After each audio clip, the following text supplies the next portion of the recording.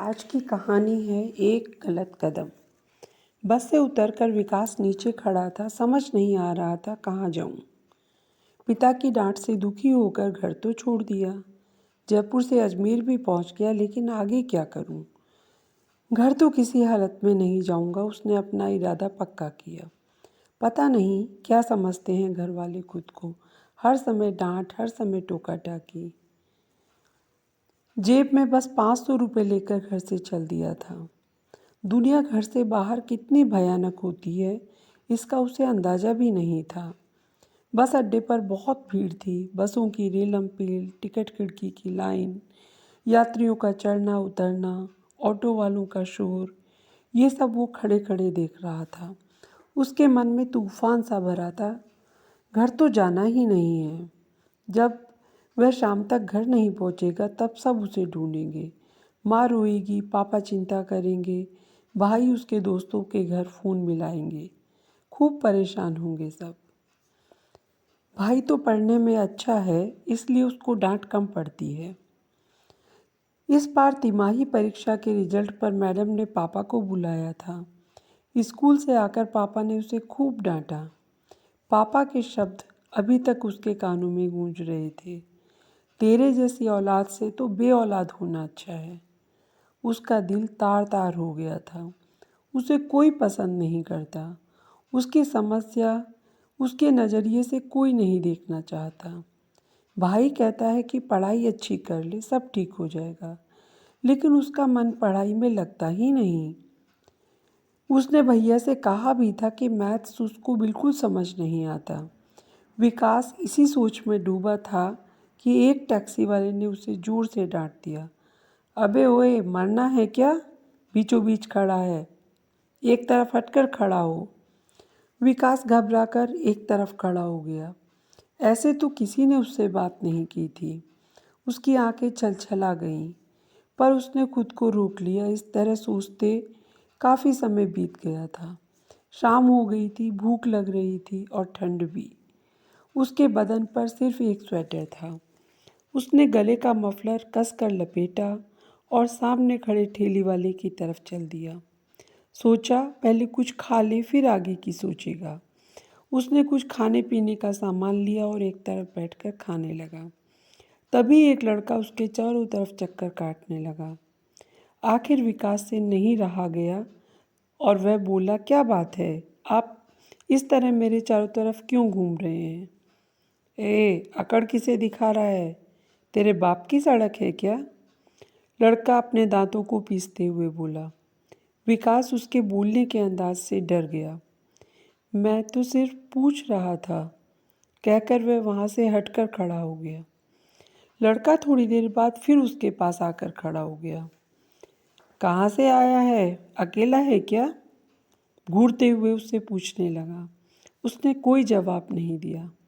अबे बोलता क्यों नहीं? कहाँ से आया है? अकेला है क्या? जयपुर से, वो डरते हुए बोला। अच्छा, घर से भाग कर आया है। उस लड़के के हौसले थोड़े बुलंद हो गए। तभी वहाँ दो लड़के और आ गए। महेश, ये कौन है? उन लड़कों में से एक बोला। घर से भाग कर आया है, अच्छे घर का लगता है, अपने मतलब का मुर्गा है, उस्ताद खुश हो जाएगा। धीरे से फुसफुसाकर बोला। क्यों भागा घर से? बाप की डांट खाकर? दूसरे लड़के ने विकास से पूछा। हाँ, विकास तीनों को देख रहा था। माँ बाप ऐसे ही होते हैं, बिना बात डांटते रहते हैं। वह उसके गाल सहलाते हुए बोला। ठीक किया तूने, चल हमारे साथ चल। मैं तुम लोगों के साथ नहीं जाऊंगा, विकास डरते हुए बोला।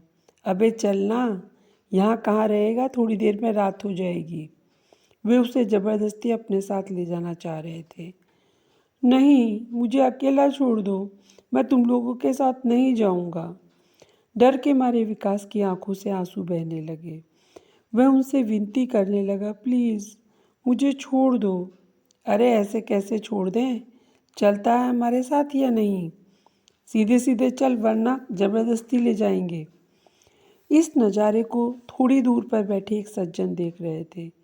वो समझ गए शायद बच्चा अपनों से बिछड़ गया है।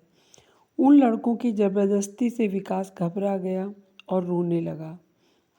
अंधेरा गहराने लगा था। डर के मारे विकास को घर की याद भी आने लगी थी। घर वालों को मालूम भी नहीं हुआ कि वह इस समय कहाँ है।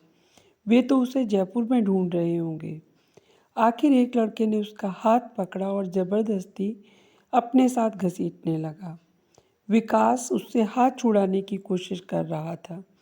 दूर बैठे उन सज्जन से अब नहीं रहा गया। वो एकदम से अपनी जगह से उठकर उन लड़कों की तरफ आए और अधिकार के साथ विकास का हाथ पकड़कर बोले, अरे सोनू, तू कहाँ चला गया था? मैं तुझे कितनी देर से ढूंढ रहा हूँ। चल जल्दी। फिर उन लड़कों की तरफ देखकर बोले, क्या कर रहे हो तुम लोग मेरे बेटे के साथ? करूँ अभी पुलिस में रिपोर्ट? अकेला बच्चा देखा नहीं कि उसके पीछे पड़ गए। सुधाकर जी को देखकर लड़के घबरा कर भाग गए। विकास उन लड़कों से डरा हुआ था।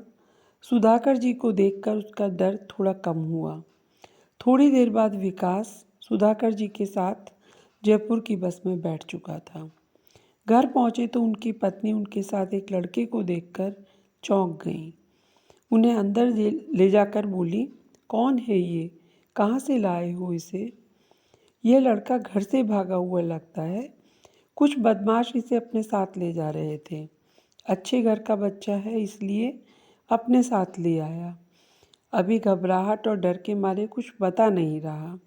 जब इसकी डर थोड़ा कम होगा तब प्यार से सब कुछ पूछकर इसके घर खबर कर देंगे। अगले दिन विकास ने रोते रोते सुधाकर जी को अपने बारे में सब कुछ बता दिया। उससे फ़ोन नंबर लेकर सुधाकर जी ने उसके घर फ़ोन किया, जहां सब उसको ढूंढकर थक चुके थे।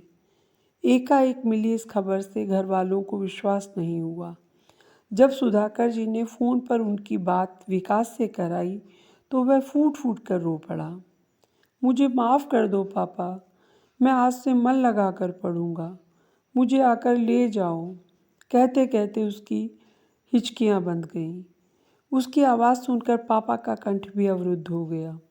विकास के घर से भागने के मामले में वे कहीं न कहीं खुद को जिम्मेदार समझ रहे थे। उनकी अत्यधिक सख्ती ने उनके बेटे को अपने ही घर में पराया कर दिया था। जब बेटे को खोने का एहसास हुआ तो अपनी गलती महसूस होने लगी। मन में अपराध भाव लिए विकास के मम्मी पापा उसे लेने पहुंच गए। विकास के पिता सुधाकर जी का बार बार शुक्रिया अदा कर रहे थे कि अगर वो सही वक्त पर नहीं मिलते तो पता नहीं उनके बेटे का क्या हश्र होता। ऐसी ही कहानियों के लिए चैनल सब्सक्राइब करें। धन्यवाद।